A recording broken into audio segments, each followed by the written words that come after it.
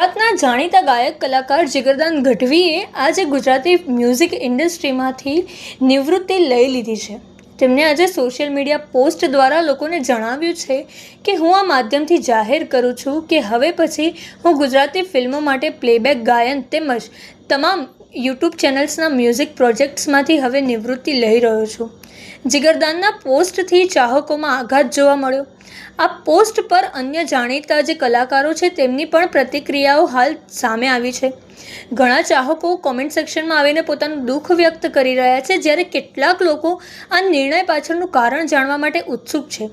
નિવૃત્તિનું ચોક્કસ કારણ તો હજુ ગાયક કલાકારે જાહેર નથી કર્યું, પણ 6 દિવસ પહેલાં જે તેમની પોસ્ટ હતી તે પરથી લાગી રહ્યું છે કે તેઓ હવે બોલિવૂડમાં ડગ ભરવા માટે જઈ રહ્યા છે, તેથી તેમણે ગુજરાતી ઇન્ડસ્ટ્રીનો ત્યાગ કર્યો છે। પહેલાં જીગરાએ પોસ્ટ શેર કરતાં લખ્યું હતું કે મને વારંવાર પૂછવામાં આવે છે કે હું બોલિવૂડમાં કેમ નથી ગાતો। હકીકત એ છે કે મને હિન્દી ફિલ્મો માટે ગાવાની અને કમ્પોઝ કરવાની ઘણી તકો મળી છે, પરંતુ દર વખતે એક શરત હતી। લાંબા ગાળાના કોન્ટ્રાક્ટ્સ 2 આંકડા વર્ષો સુધી લંબાતા, નવીનીકરણની શરતો સાથે જે ખરેખર મારા નિયંત્રણમાં ક્યારેય નહોતા। તે સહયોગ જેવું મને ન લાગ્યું, તે મારી કલાની માલિકી છોડી દેવા જેવું મને લાગ્યું। આજના ઘણા મોટા નામો પ્રસિદ્ધિ મેળવે તે પહેલાં જ મને એક મહત્ત્વપૂર્ણ વાત સમજાઈ છે। મોટી કોર્પોરેટ સિસ્ટમ હંમેશા કલાકારોને પ્રાથમિકતા આપતી નથી, તે ઉત્પાદનોને પ્રાથમિકતા આપે છે, અને હું ક્યારેય તેઓ બનવા માટે તૈયાર નથી।